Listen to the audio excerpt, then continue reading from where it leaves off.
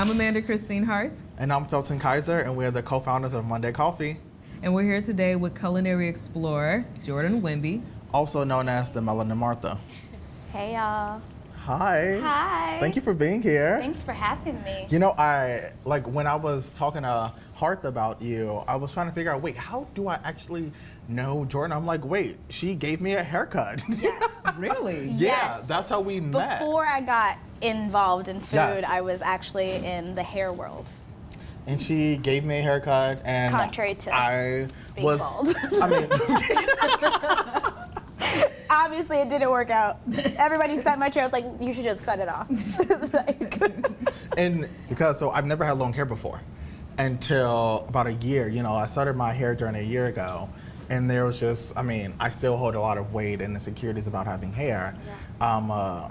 And it's just, it's honestly lovely to be able to, kind of be in the space with you again in like a different iteration of care. Yeah. And so just thank you. Thanks for having me. Yeah, I was thinking about that too. I feel like every space that I've been in with Felton, with you, has been centered around a conversation regarding care in the Black community, self-love, self-care. And it feels like a blessing to be able to continue to have conversations and share space, with another queer identifying Black person around what we can do for each other and ourselves to feel grounded, to feel centered. So.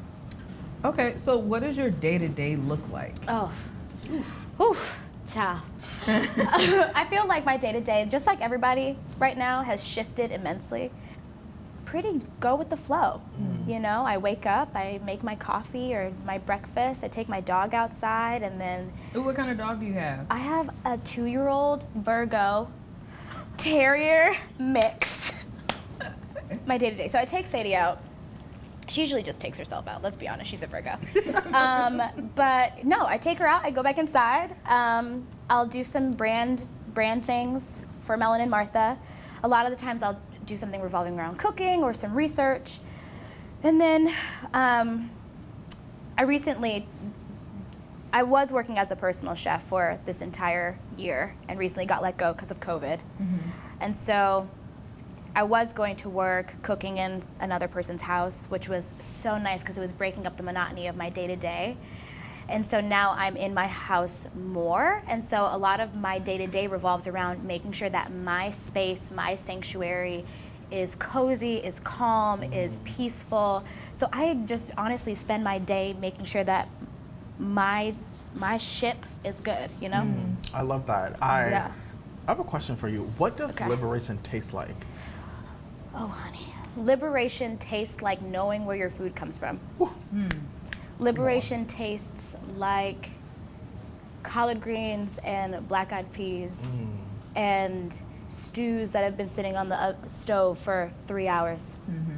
It's the marination of flavor and letting things develop over time. That's what liberation tastes like to me. That's a great question, Belton. That wasn't in the script, and I loved it. I want some liberation. I don't know about you all. I'm hungry for some. Hello? Yeah. Liberation tastes like knowing, for sure. Tastes like knowing. Wow. Love that. That's a bar. Yeah. If I was a rapper. Liberation tastes like knowing. Right? Listen. Monday Coffee Mixtape. Yes! Okay, so how has your self-care practice on the day-to-day changed over the past few years? That's a good question. And even during the pandemic? It definitely has changed during the pandemic.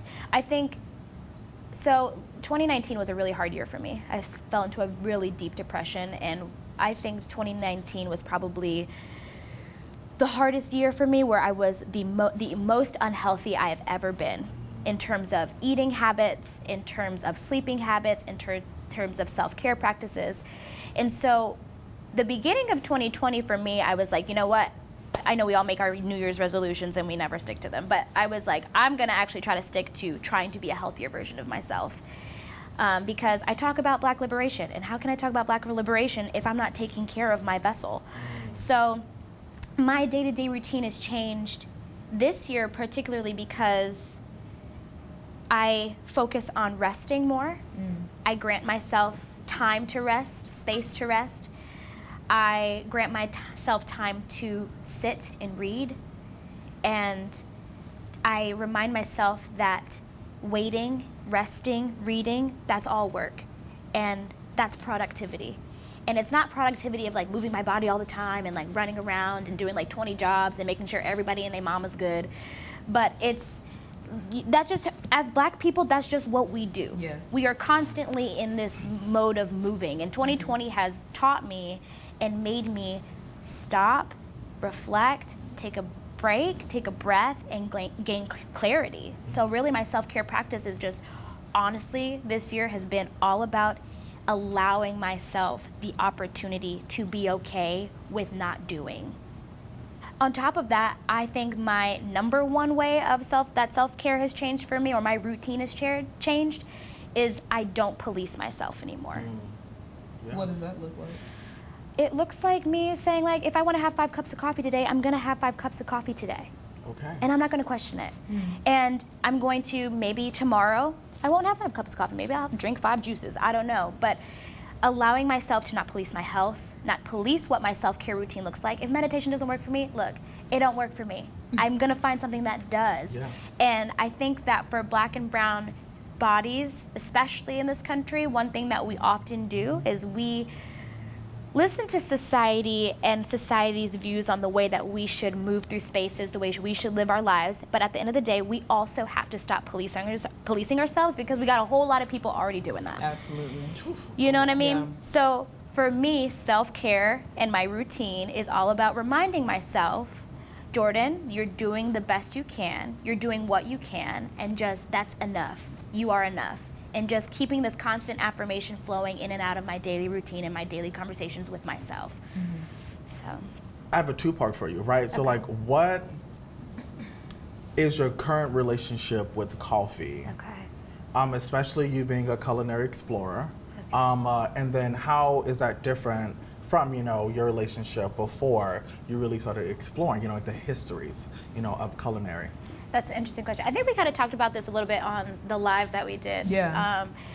So I lived abroad in Italy for about 3 years.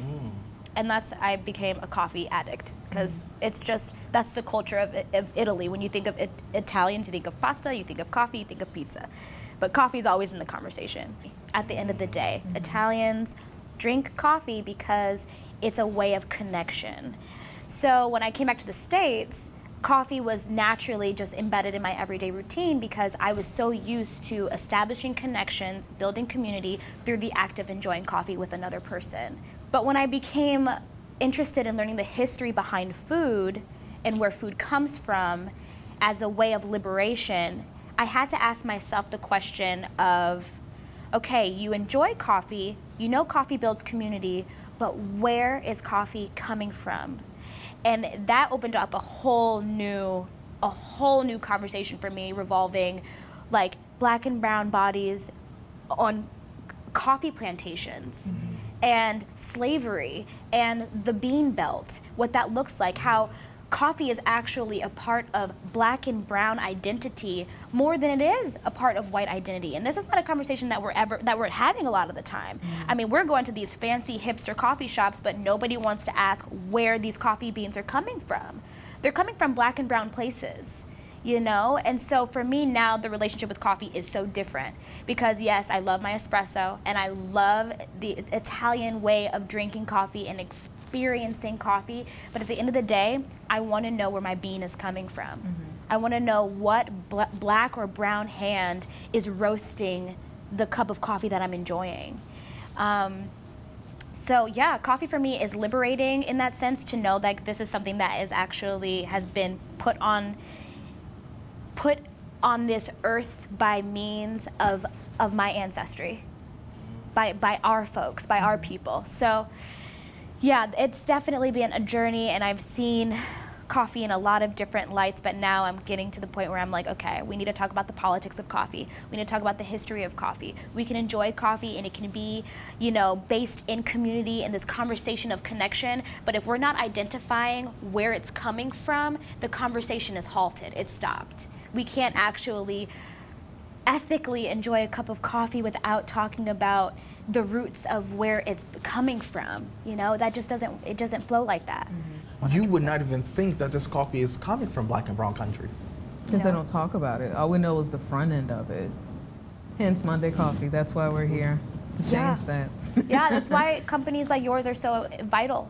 You know, it's vital for one, you know, just Black and brown communities in general, but it's vital for the conversation around, like, there needs to be more platforms and more businesses that are ran by Black and brown bodies, because if we don't establish more companies like yours, the erasure of an entire group of people and their importance to coffee, for example, is completely gone, and it's invisible, and it's erased, and that's Yeah, So thank you guys. It's important. absolutely. So what would you say are like 3 things that you would suggest that people should try to incorporate into, you know, their day-to-day self-care routine? Writing. Okay. Writing is something that I do a lot.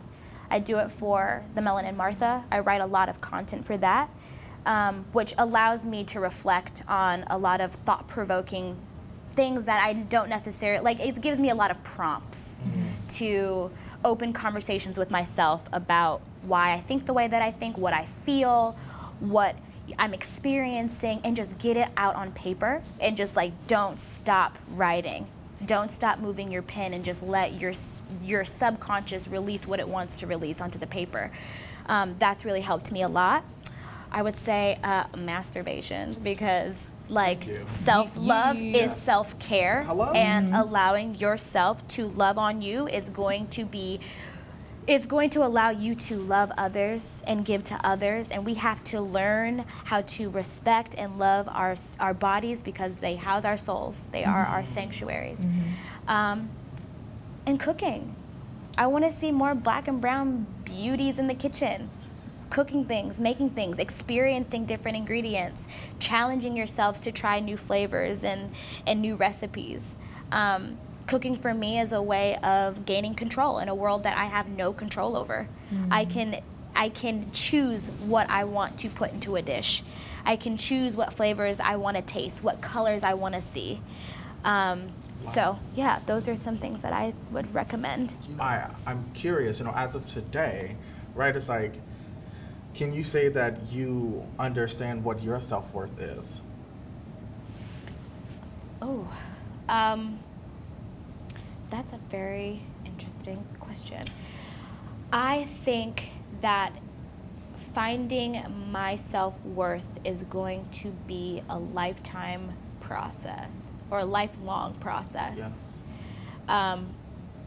Like I said, 2019 was a really hard year for me, and I did not know what my self-worth Yeah. was at all. I had very low self-esteem. I was in a very toxic, abusive relationship.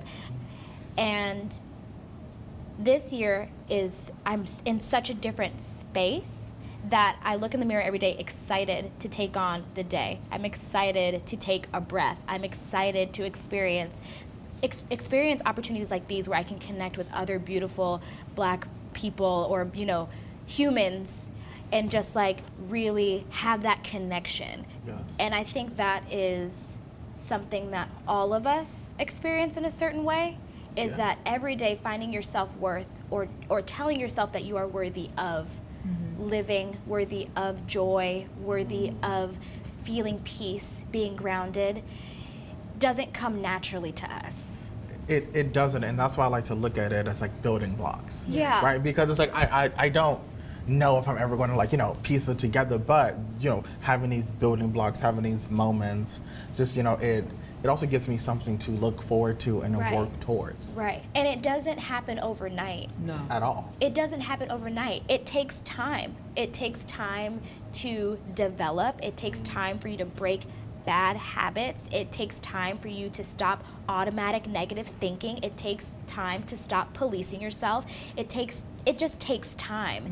And so, yes, I know deep down inside of me that I am worthy of all things greatness, but I would be lying if I told you that I'm 100% there, because I'm allowing myself the space to take the time to get Yeah. there. And Absolutely. Yeah. And I would also just say, like, allowing yourself to, you know, take the time to change. Yeah. You know? Exactly. And I love Yeah. that. Wow. Thank you. You're Thanks, welcome. Jordan. No problem. This is great. Great job. Thanks.